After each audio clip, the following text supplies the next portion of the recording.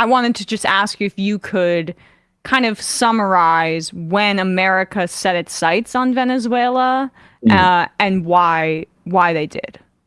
Yeah, I mean, I think, Venezuela has always been, well, since the discovery of oil, has been a country of interest, and that's what makes it important at a global level. Before the discovery of oil, a lot of the exports were chocolate and fruit and things like this. And, for a long period of time, actually during the mid-20th century, when you did see folks like Pinochet and other dictators throughout, the Southern Cone and elsewhere, Venezuela was thought to be kind of this example of a two-party system, and it was seen as a kind of a boring place from the perspective of journalists and academics, and there was kind of two parties going back and forth. But there was a lot of inequality, and it came to a head. There was some protests and rioting in the 1980s, and this kind of changed the political cultural landscape. And when Chavez comes to power and he's elected and comes to office in the late 90s under Clinton, there were efforts by him to be friendly with the U.S. government. He traveled to the U.S. Believe it or not, it's kind of it's surreal to think about, but he actually threw the first pitch out at a New York Mets game in New York City. Went to New York Stock Exchange. He met with business leaders and tried to be friendly with the U.S. Now, in the wake of the global war on terror and just the evolution of Chavez's thought, he did not go along with the war, the invasion of Afghanistan and the invasion of Iraq. And that was really, I think, you could talk about, well, the U.S. just wants the oil in Venezuela. I mean, the irony of the Bolivarian Revolution and Venezuela under Chavez, the oil always flowed, until Trump put the sanctions on. And so a lot of the financing of, the missions and the projects that Chavez was financing, the U.S. was its number one trading partner, right across the Gulf there. And so it wasn't that the U.S. wanted oil, but I think, my interpretation is that since the global war on terror and the fact that Chavez would not go along with it, that's when the U.S. set its sights on the country and really became more aggressive in its approach to try to get Chavez out of office. Then there was the coup in 2002. I don't think we have found a smoking gun that the U.S. was kind of masterminding or orchestrating. But, in the wake of the coup that took place that deposed Chavez for a few days, the U.S. was the only country in the hemisphere to recognize the legitimacy of this interim coup government.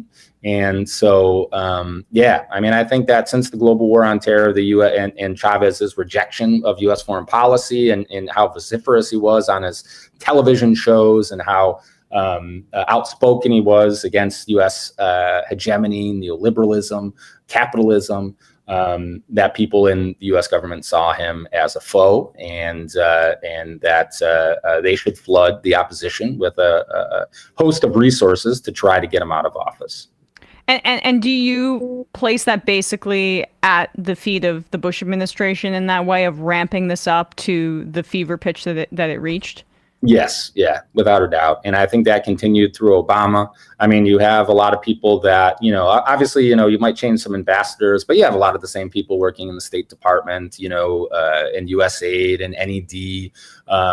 And so that was something in my research I was always trying to tease out, whether there was any sort of differences between the Bush administration or Obama. And oftentimes people would say, and if you look at the documents, many of the same groups were being financed, many of the same parties they were working with.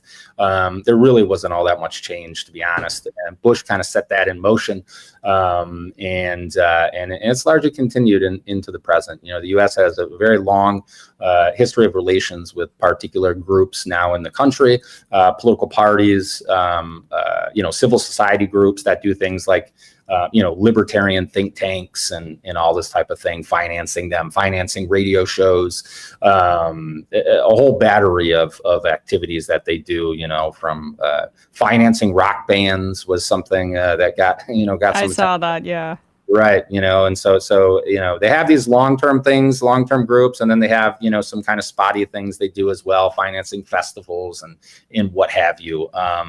Yeah, but all in an effort, to incrementally build up these forces to get rid of Chavez and his allies, Maduro now, of course. Yeah, the level of U.S. tentacles in Venezuela reminds me of Haiti to another extent. Like, that's also Haiti has been targeted by American NGOs in a battle for their resources, in my opinion, for decades. And the Clinton, I mean, it was bipartisan. But in terms of Venezuela, like, how much of this is central to the politics of regular Venezuelans? Like, how central is opposition to U.S. meddling to like their political consciousness in their support of Chavez and now Maduro? Yeah, I mean, I think that, this is something that Chavez and Maduro have used to drum up nationalism within the country. I mean, when I would do research in the country, I would go to saw Chavez speak on some occasions, and also saw the opposition, Enrique Capriles.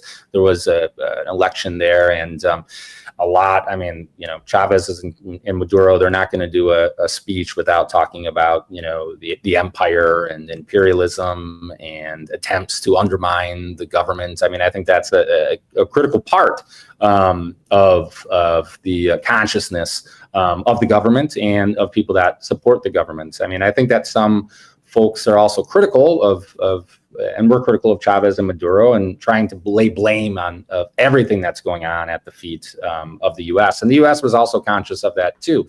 They didn't want to say too much because they know that Chavez and Maduro could use that in their speeches for fodder or otherwise. And well, that's what the sanctions are for, right? Like, it's to in theory, it's collective punishment, but it's all, but for their purposes, it's so they turn on their government. But like, there's so many racist implications in that. I mean, you write about this as well, that the Venezuelan people would be just like too dumb to figure it out, that the United States is trying to put their whole damn hand on the scale.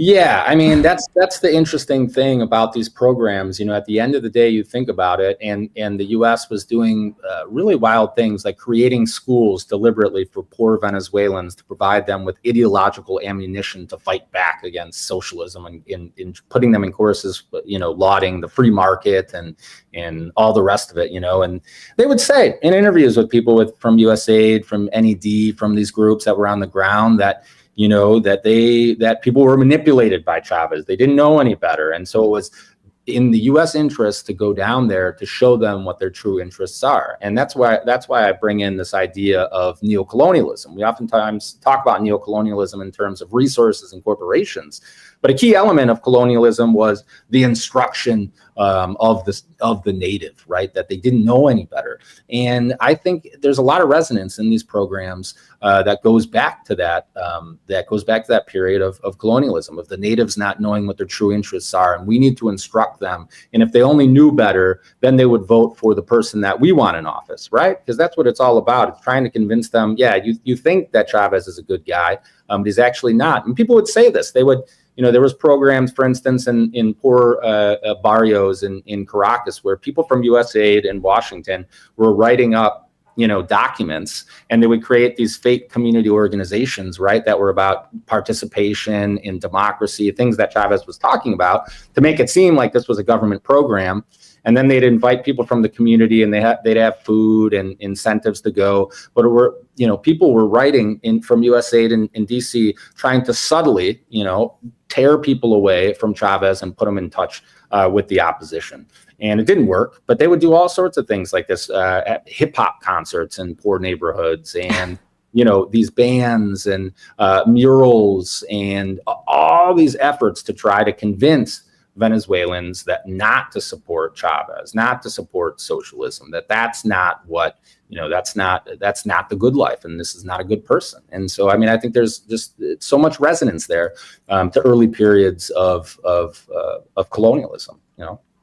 Absolutely. And again, the what we're seeing in Gaza right now is a great reminder that the colonial project of, empire is, it's ongoing. We've sanitized what it means, but now it's being live streamed, and it's, I think, difficult for people to compartmentalize it. So, Timothy Gill,